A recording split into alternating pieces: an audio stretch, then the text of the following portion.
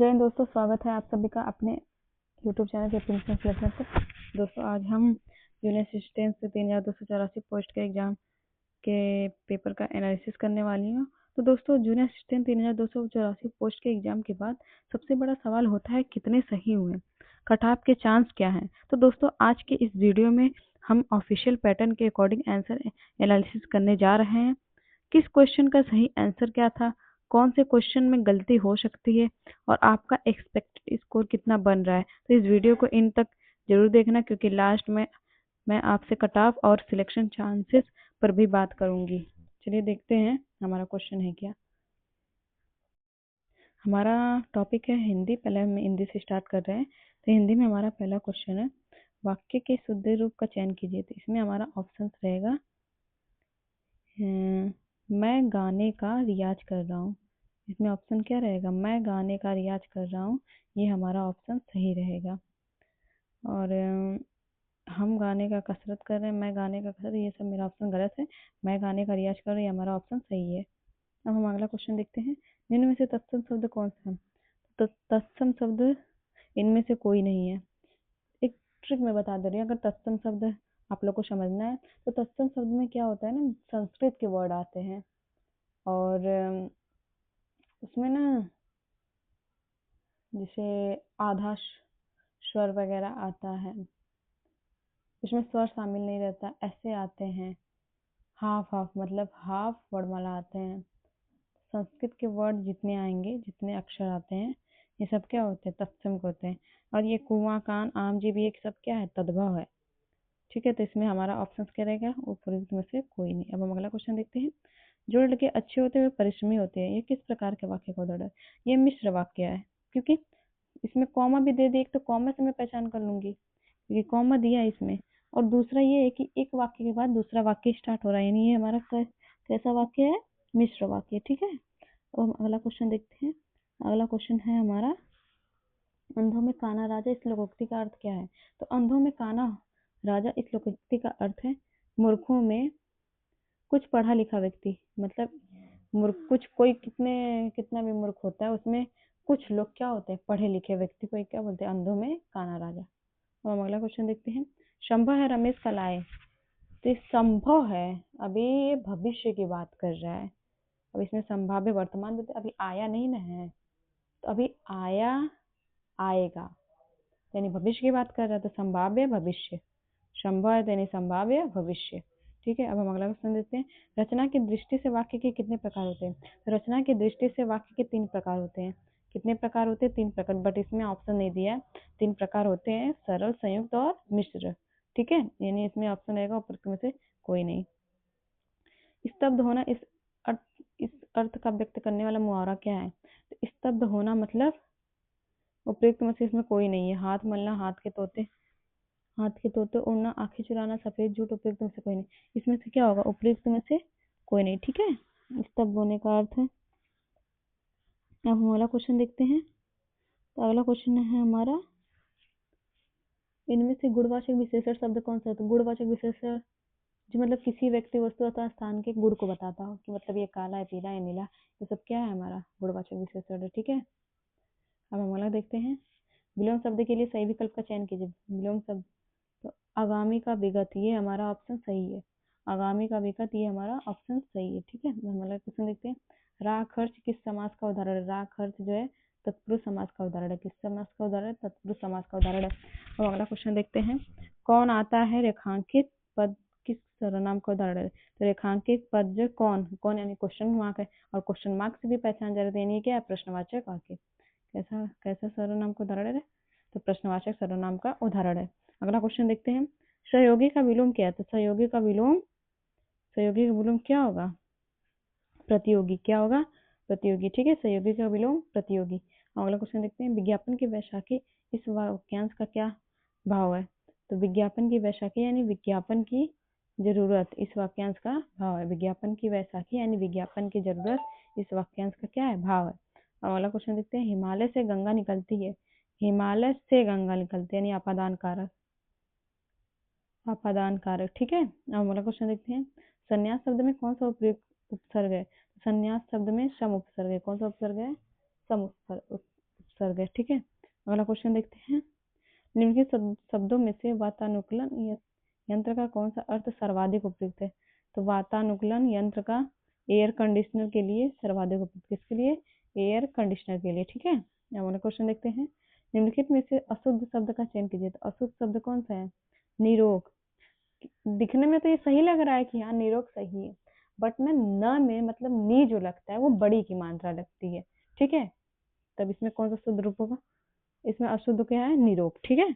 हम अगला देखते हैं, लेकिन विकल्पों में से देश शब्द का चयन कीजिए। देश शब्द डिबिया, डिबिया हमारा क्या है? देश शब्द है।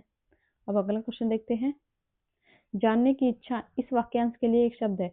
जानने की इच्छा है नहीं, जिज्ञासा। जिज्ञासा है मतलब जानने की इच्छा, ठीक है। अब अगला क्वेश्चन देखते हैं, इनमें से कौन सा शब्द जीवन का अर्थ नहीं है? जीवन का अर्थ जल है, शिक्षक है, प्राण है, जीवित है, इसमें से कौन सा ऑप्शन नहीं है?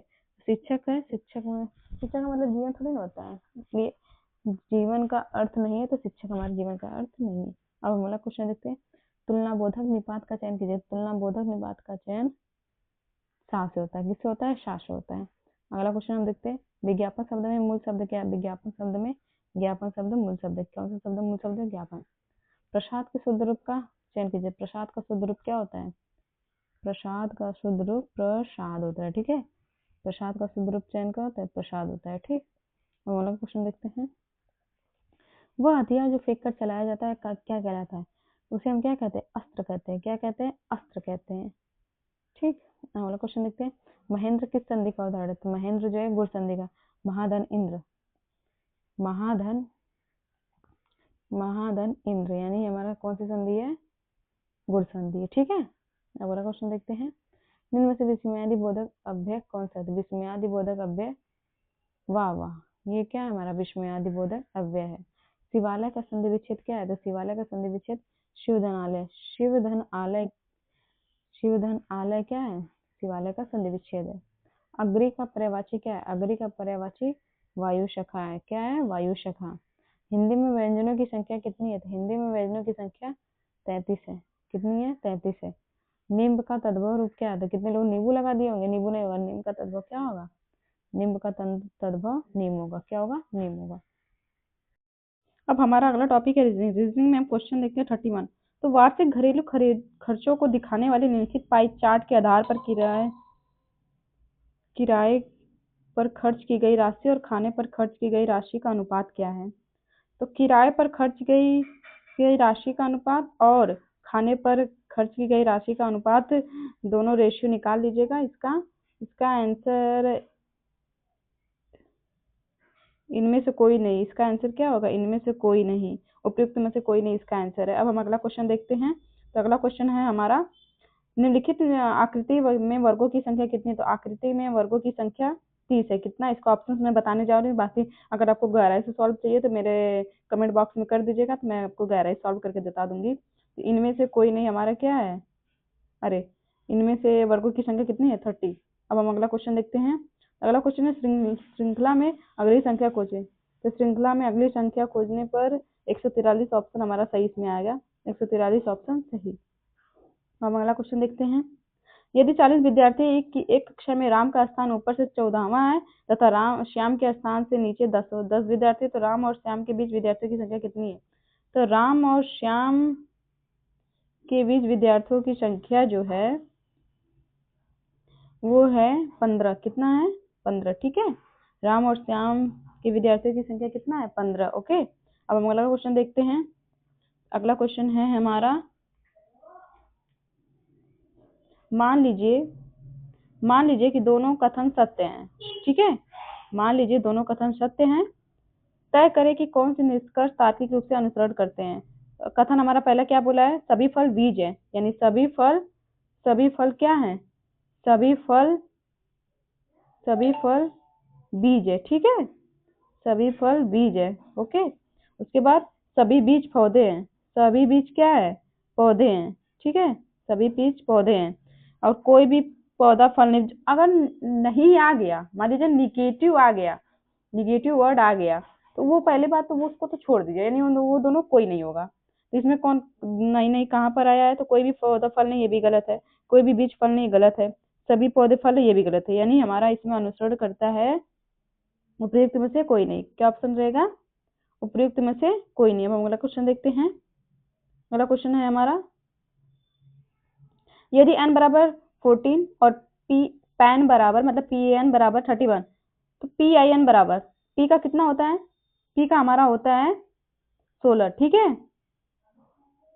p का 16 हो गया, i का 9 हो गया, n का 14 हो गया। सबको ऐड कर दीजिए, ऐड करने के बाद जो आंसर आएगा वही आपका आंसर है। इसका आंसर रहेगा 39। कितना आएगा? 39।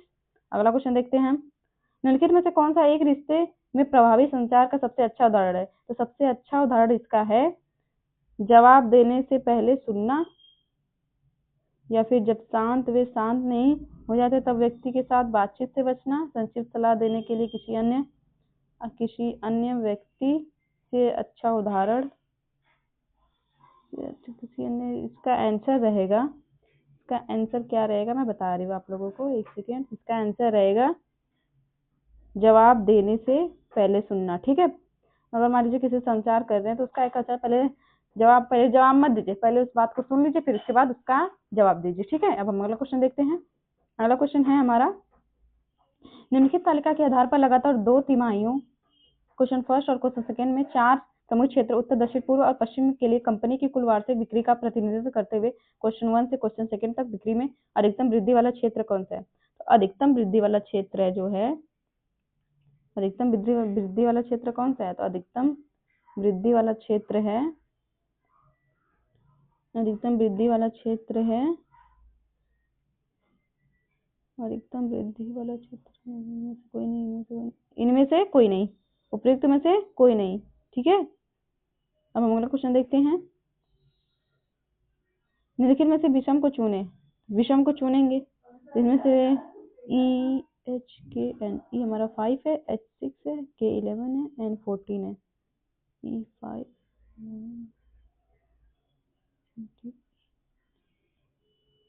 E H हमारा 8 पे आएगा, ठीक है, N 14 है, यानी इसमें ऑप्शन रहेगा E हमारा विषम नंबर आ रहा है, E हमारा क्या ऑप्शन सही रहेगा, ठीक है। ये वाला ऑप्शन हमारा सही रहेगा। अब हमारा क्वेश्चन देखते हैं। अगला क्वेश्चन है हमारा, यदि एक निश्चित कोड भाषा में कॉल को BJK के रूप में लिखा गया है तो उस भाषा में PEON को कैसे कोड में लिखेंगे?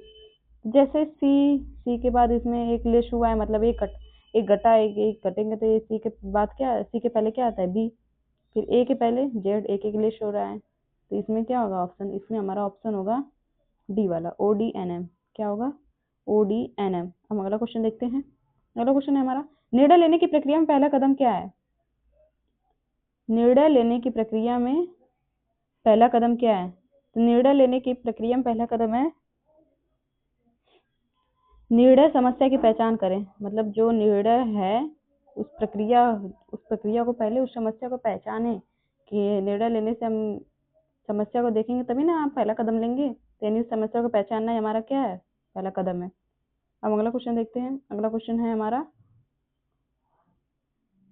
संबंधित आकृति का चयन करके समतुल्यता के अनुरूप है, तो समतुल्यता का इसका अनुरूप देखते हैं, तो इसका आंसर रहेगा, इसका आंसर है, बता रहे हैं आप लोगों को, इसका आंसर रहेगा, इसका आंसर है सी नंबर, सी नंबर इसका करेक्ट आंसर है, ठीक है। अगला क्वेश्चन देखते हैं। अगला क्वेश्चन है हमारा, उस विकल्प का चयन करें जो निम्नलिखित शब्दों के सही वर्णक्रम को दिखाता है, जैसे वे एक अंग्रेजी शब्दकोश में दिखाई देंगे। तो हमको इसको सॉल्व करना होगा, तो मैं बता दूंगी गहराई से। तो इसका ऑप्शन हम बता दे रहे हैं, इसका ऑप्शन रहेगा, इसका ऑप्शन है ए नंबर। इसका ऑप्शन कौन सा रहेगा? ए नंबर इसका करेक्ट ऑप्शन, ठीक है। ए नंबर इसका ऑप्शन करेक्ट है। EFDABC इसका ऑप्शन सही है, EFDABC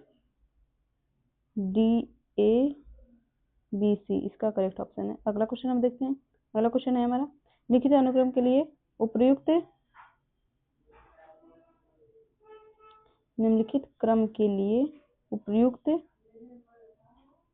उत्तर चुने, तो निम्नलिखित क्रम के लिए उपयुक्त चुनना रहेगा, तो त्रिभुज त्रिभुज त्रिभुज, यानी एक एक देखिए सर्कल राउंड एक इसमें त्रिभुज ऐसा रहता है, यानी हमारा ये ऑप्शन सही है। ठीक है, ये वाला ऑप्शन हमारा सही है। अब हम अगला क्वेश्चन देखते हैं। अगला अगला क्वेश्चन है हमारा, सबसे उपयुक्त विकल्प चुने। सेब फल है, सेब फल है, पीला, पीला क्या होगा, पीला रंग, रंगीन होगा, पीला रंग। ठीक है, अब हम अगला क्वेश्चन देखते हैं। अब हमारा स्टार्ट होता है कंप्यूटर, यानी जीएस से सारे क्वेश्चन आए, कंप्यूटर जीएस समीक्षा आएगा। तो हम देखते हैं पहला क्वेश्चन क्या आया, कंप्यूटर का जनक किसे कहा जाता है। तो कंप्यूटर का जनक किसे कहा जाता है, कंप्यूटर का जनक किसे कहा जाता है। तो कंप्यूटर का जनक चार्ल्स बेबेज को कहा जाता है। किसे कहा जाता है, चार्ल्स बेबेज को। ठीक है, अगला क्वेश्चन देखते हैं। अगला क्वेश्चन है हमारा, निम्नलिखित नामों में से भारत के प्रमुख चुनाव आयुक्त सीसी 2025 की पहचान करें। सीसी 2025 की पहचान करने वाले ज्ञानेश कुमार है। कौन है, ज्ञानेश कुमार। अगला क्वेश्चन देखते हैं, गंगा नदी कहाँ से निकलती है। तो गंगा नदी गंगोत्री हिमनद से निकलती है। कहाँ से निकलती है, गंगोत्री हिमनद से निकलती है। ठीक है, गंगा नदी कहाँ से निकलती है, गंगा नदी गंगोत्री हिमनद से निकलती है। ठीक है, अब अगला क्वेश्चन देखते हैं।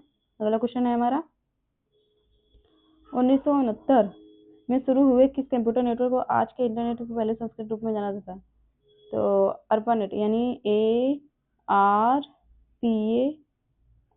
को क्या कहते हैं, पहला संस्करण के रूप में जाना जाता है। ठीक है, इसका ऑप्शन रहेगा डी। हम अगला क्वेश्चन देखते हैं।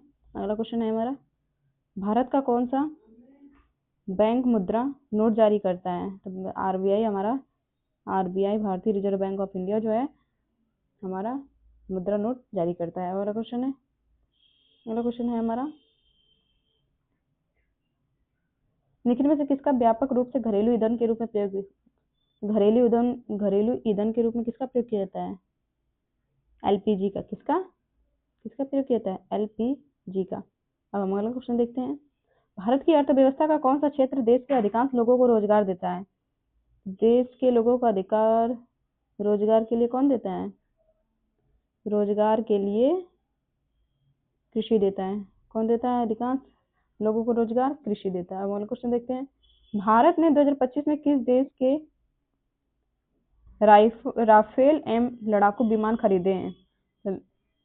लड़ाकू विमान जो है यूएसए से खरीदे। किससे, यूएसए। हम अगला क्वेश्चन देखते हैं। अगला क्वेश्चन है हमारा, शरीर का कौन सा अंग पूरे शरीर में रक्तचाप पंप करता है। तो रक्तचाप पंप करता है हमारा हृदय। कौन करता है, हृदय। अगला क्वेश्चन देखते हैं। अगला क्वेश्चन है हमारा, यूएसबी, ठीक है, यूएसबी यूनिवर्सल सीरियल बस का उपकरण प्राथमिक उद्देश्य क्या है। यूएसबी यूनिवर्सल सीरियल बस का प्राथमिक उद्देश्य है, इसका उद्देश्य है बाहरी उपकरणों को जोड़ना और डेटा स्थानांतरित करना। क्या करना, बाहरी उपकरणों को जोड़ना और डेटा स्थानांतरित करना। अब हम अगला क्वेश्चन देखते हैं। अगला क्वेश्चन है हमारा, 1919 में ब्रिटिश भारत में हिंसक जलियांवाला बाग नरसंहार कहाँ हुआ था। जलियांवाला बाग नरसंहार कहाँ हुआ था, अमृतसर पंजाब में। कहाँ हुआ था, अमृतसर पंजाब में। राजस्थान में पोखरण भारत की किस उपलब्धि के लिए प्रसिद्ध है। राजस्थान में पोखरण भारत जो है परमाणु बम के सफल परीक्षण के लिए प्रसिद्ध है। किसके लिए, परमाणु बम के सफल परीक्षण के लिए। अगला क्वेश्चन देखते हैं। अगला क्वेश्चन है हमारा,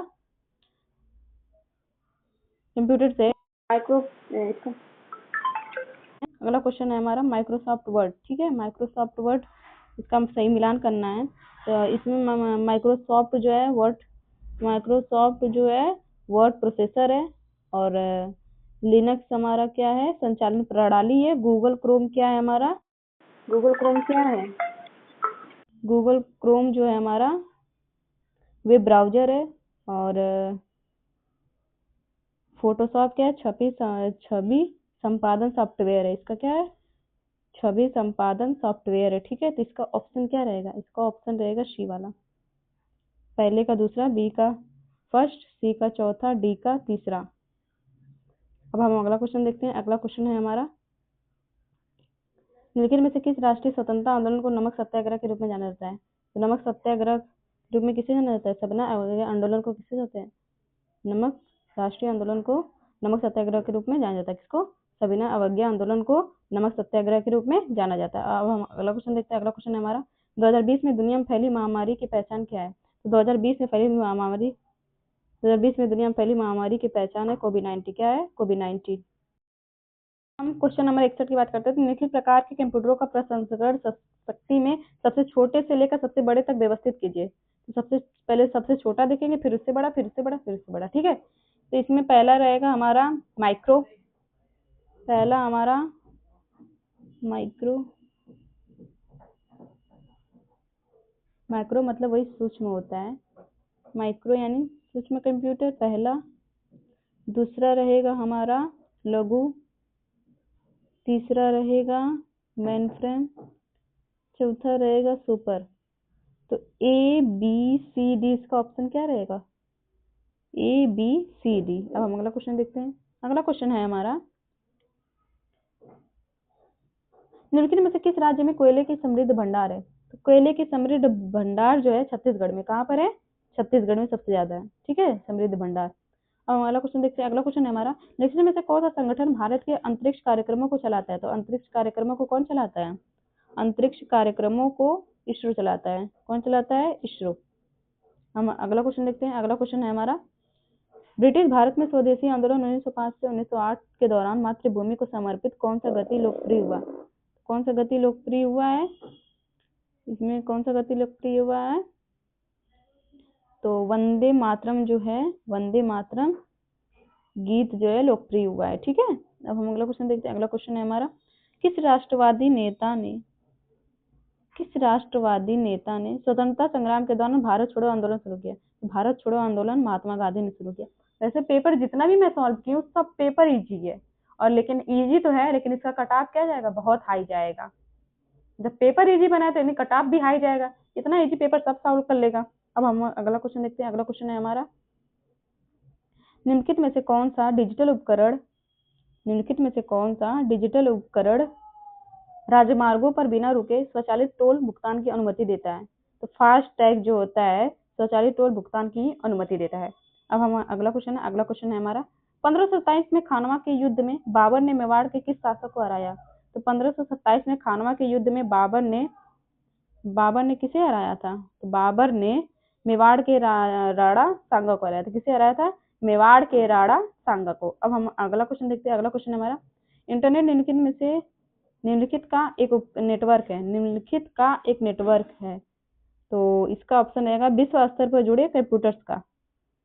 इंटरनेट जो है विश्व स्तर पर जुड़े कंप्यूटर्स का एक क्या है, नेटवर्क है। अब अगला क्वेश्चन देखते हैं।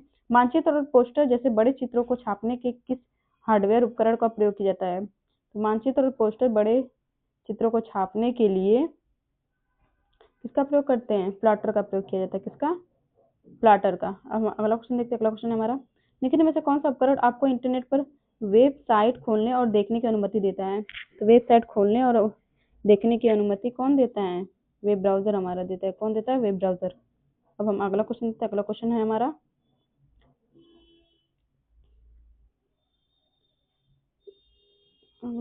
है हमारा, सूची फर्स्ट के साथ सूची सेकंड को मिलान करें, ठीक है। सूची फर्स्ट को सूची सेकंड के साथ मिलान करना है। तो इसमें क्या बोला, एमएस वर्ड क्या है, वर्ड प्रोसेसिंग यूनिट, यानी पहला ये है वर्ड प्रोसेसिंग यूनिट, ठीक है, वर्ड प्रोसेसिंग सॉफ्टवेयर है। विंडोज क्या है, तो विंडोज हमारा ऑपरेटिंग सिस्टम है, ये दूसरा है, विंडोज हमारा ऑपरेटिंग सिस्टम है। एमएस एक्सेल क्या है, तो एमएस एक्सेल स्प्रेडशीट सॉफ्टवेयर है, ये तीसरा है, ठीक है, ये तीसरा है। और एमएस पावर पॉइंट क्या है, प्रेजेंटेशन सॉफ्टवेयर है। क्या है, प्रेजेंटेशन सॉफ्टवेयर है। तो इसका ऑप्शन रहेगा ए वाला हमारा राइट ऑप्शन है, ठीक है। अब हमारा अगला क्वेश्चन है। अगला क्वेश्चन है हमारा, लेकिन में से कौन सा संरचित डेटा का एक उदाहरण है। संरचित डेटा का उदाहरण कौन सा है, इसमें संरचित डेटा का उदाहरण है एक्सेल। एक्सेल क्या है हमारा, संरचित डेटा का एक उदाहरण है। अब हमारा अगला क्वेश्चन है, सूची 1 के साथ सूची सेकंड को मिलान करें, ठीक है। तो आईओटी हमारा क्या है, ऑनलाइन जुड़े और संचार करने वाले उपकरण है। आईओटी क्या है, ऑनलाइन जुड़े और संचार करने वाले उपकरण है, ठीक है। इसमें दूसरा ऑप्शन क्या है, बिग डेटा। तो बिग डेटा का वर्क है, डेटा की बहुत बड़ी मात्रा होती है। बिग डेटा क्या होता है, डेटा की बहुत बड़ी मात्रा होती है, ये पहला, ये दूसरा। अब हम तीसरा, डीप लर्निंग क्या है, तो डीप लर्निंग तंत्रिका तंत्र की कई परतों का उपयोग करके सीखना। आर्टिफिशियल इंटेलिजेंस क्या है? ये चौथा। एक ऐसी मशीन जो मनुष्य की तरह सोचती है और कार्य करती है, एआई। ठीक है, इस समय ज्यादा एआई का लोग यूज कर रहे हैं। इसका ऑप्शन क्या रहेगा? पहला ए। अब हमारा अगला क्वेश्चन है, हमारा, निम्न में से कौन सा एक सही ईमेल पता है? सही ईमेल पता जो है बी नंबर, किसी का नाम फिर @gmail। ओके। अब हमारा अगला क्वेश्चन क्या है? अगला क्वेश्चन है हमारा, निम्न में से कौन सा आर्टिफिशियल इंटेलिजेंस का उदाहरण है? तो आर्टिफिशियल इंटेलिजेंस का उदाहरण है इसमें चैट जीपीटी, जो कि बहुत यूज होता है इसमें। चैट जीपीटी जो है क्या है? आर्टिफिशियल इंटेलिजेंस का एक उदाहरण है। अब हमारा अगला क्वेश्चन है, वित्तीय लेन देन के लिए आधार से कौन सा डिजिटल वित्तीय उपकरण जुड़ा है? तो वित्तीय लेन देन के लिए आधार से कौन सा जुड़ा है? तो वित्तीय लेन देन के लिए क्या है? यूपीआई। यूपीआई हमारा डिजिटल वित्तीय उपकरण है। ठीक है। अब हमारा अगला क्वेश्चन है, निम्नलिखित में से कौन सा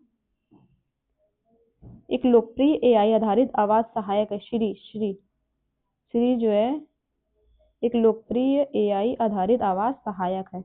अब हमारा अगला क्वेश्चन है, निम्न में से कौन सा डिजिटल वॉलेट है? डिजिटल वॉलेट जो है पेटीएम हमारा क्या है? डिजिटल वॉलेट है। अब हमारा अगला क्वेश्चन है, बिग डेटा आमतौर पर कहाँ संग्रहित किया जाता है? बिग डेटा आमतौर पर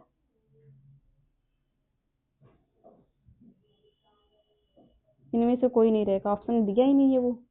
तो बिग डेटा आमतौर पर जो है ये सर्वर या क्लाउड पर होता है। कहाँ पर होता है? ये सर्वर या क्लाउड पर होता है।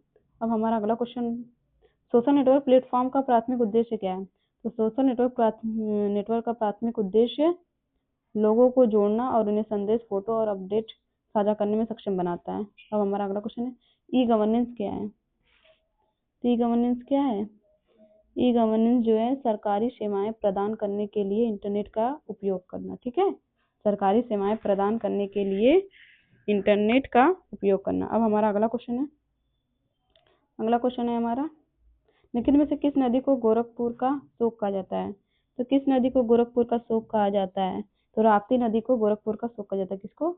राप्ती नदी को गोरखपुर का शोक कहा जाता है। अगला क्वेश्चन है, छोटा इमामबाड़ा और रूमी दरवाजा उत्तर प्रदेश के किस जिले में स्थित है? अब यूपी स्टार्ट हो गया है। तो छोटा इमामबाड़ा और रूमी दरवाजा उत्तर प्रदेश के लखनऊ जिले में स्थित है। कहाँ स्थित है? लखनऊ जिले में स्थित है। अब हमारा अगला क्वेश्चन है हमारा इसमें, हाँ, किस युद्ध में बाबर ने बंगाल और बिहार की संयुक्त सेनाओं को हराया? तो किस युद्ध में हराया था? उस युद्ध का नाम है घाघरा का युद्ध। ठीक है, घाघरा का युद्ध 1529 में बाबर ने बंगाल और बिहार की संयुक्त सेनाओं को हराया। अब हमारा अगला क्वेश्चन है, भारत के मानक समय आईएसटी के संबंध में निम्नलिखित कथनों पर विचार कीजिए। तो भारत के मानक समय आईएसटी जो है, इसमें हमारा ऑप्शन रहेगा, हमारा ऑप्शन पहला पढ़ लेते हैं, आईएसटी की 82.5 डिग्री पूर्वी देशांतर के आधार पर गणना की जाती है। 82.5 डिग्री पूर्वी देशांतर उत्तर प्रदेश में मिर्जापुर से 82.5 डिग्री पूर्वी देशांतर उत्तर प्रदेश से उन्नाव से गुजरता है। इसका बस ऑप्शन रहेगा ए और 2, मतलब पहला और दूसरा सही है, तीसरा गलत है। तो इसका ऑप्शन कौन सा रहेगा? डी वाला इसका आंसर सही रहेगा। ठीक है, हमारा अगला क्वेश्चन है हमारा, उत्तर प्रदेश के निम्न में से किस जिले में कैमूर वन्यजीव अभ्यारण्य स्थित है? तो कैमूर वन्यजीव अभ्यारण्य जो है सोनभद्र में स्थित है। कहाँ स्थित है? सोनभद्र में। अब हमारा अगला क्वेश्चन है, निम्नलिखित में से कौन से जिले उत्तर प्रदेश के आजमगढ़ डिवीजन में आते हैं? तो आजमगढ़ डिवीजन में मऊ बलिया आते हैं। कौन कौन से? मऊ और बलिया। अब हमारा अगला क्वेश्चन है हमारा, वर्ष 2025 से 26 के लिए उत्तर प्रदेश का बजट कितना है? तो वर्ष 2026 से 25 के लिए उत्तर प्रदेश का बजट जो है, इसका ऑप्शन रहेगा डी वाला। कितना है? इसका ऑप्शन रहेगा कौन सा? डी वाला। ठीक है, अब हमारा अगला क्वेश्चन है, निम्न में से कौन से पठार उत्तर प्रदेश के दक्षिणी अग्रभाग को बनाते हैं? दक्षिणी अग्रभाग को बुंदेलखंड और बघेलखंड का पठार उत्तर प्रदेश के दक्षिणी अग्रभाग को बनाते हैं। अब हमारा अगला क्वेश्चन है हमारा, निम्नलिखित में से उत्तर प्रदेश के कौन से हवाई पत्तन और उनकी अवस्थिति सही सुमेलित नहीं है? तो हवाई पत्तन और सही सुमेलित नहीं है कल्याणपुर अंतर्राष्ट्रीय हवाई पत्तन अलीगढ़। ठीक है, हमारा अगला क्वेश्चन है, उत्तर प्रदेश सरकार ने किस तिथि को उत्तर प्रदेश पर्यटन दिवस मतलब पर्यटन नीति 2022 अनुमोदित किया है? तो 2022 अनुमोदित कब किया है? 16 नवंबर 2022 को। कब? 16 नवंबर 2022 को। हमारा अगला क्वेश्चन है, काशी तमिल संगमम KTS 3.0 उत्तर प्रदेश के किस नगर में 15 फरवरी से 24 फरवरी 2025 के बीच आयोजित किया गया है? तो KTS जो है वाराणसी। कहाँ पर? वाराणसी। हमारा अगला क्वेश्चन है, मगध में शुंग वंश को किस वंश ने प्रतिस्थापित किया था? मगध में शुंग वंश को कण्व वंश ने प्रतिस्थापित किया था। किस वंश ने प्रतिस्थापित किया था? कण्व वंश ने। अब हमारा अगला क्वेश्चन है, निम्न में से कौन सा कथन टाइगर कला 2025 अभ्यास के बारे में सत्य है? तो 2025 अभ्यास के बारे में इसका ऑप्शन रहेगा सेना 2025 के टाइगर। हाँ, इसका ऑप्शन रहेगा उत्तर प्रदेश में सेना प्रशिक्षण केंद्र बादा में समापन किया गया था। कहाँ गया था? सेना प्रशिक्षण केंद्र बादा में समापन किया गया था। अब हमारा अगला क्वेश्चन है, 2024 में शुरू ऑपरेशन द्रोणगिरी जो भू अंतरिक्ष तकनीक में नवाचार को बढ़ाने के लिए शुरू किया गया, निम्नलिखित में से किन राज्यों में कार्यान्वित किया गया है? किन राज्यों में? उत्तर प्रदेश, हरियाणा, असम, आंध्र प्रदेश और महाराष्ट्र में ऑपरेशन द्रोणगिरी जो भू अंतरिक्ष तकनीक में नवाचार बढ़ाने के लिए शुरू किया गया। तो वो राज्य कौन कौन से? उत्तर प्रदेश, हरियाणा, असम, आंध्र प्रदेश, महाराष्ट्र। अब हमारा अगला क्वेश्चन है हमारा, उत्तर प्रदेश की निम्न गंगा नहर के संबंध में निम्नलिखित कथनों पर विचार कीजिए। उत्तर प्रदेश की निम्न गंगा नहर जो है, यह नहर 1878 में बनाई गई थी। भी सही है। यह बुलंदशहर जिले में नरोरा से गंगा से निकलती है। ये भी सही है। यह तमसा नदी पर बनाया गया। गलत है। इसका ऑप्शन कौन रहेगा? पहला और दूसरा दोनों सही है। अब हमारा अगला क्वेश्चन है,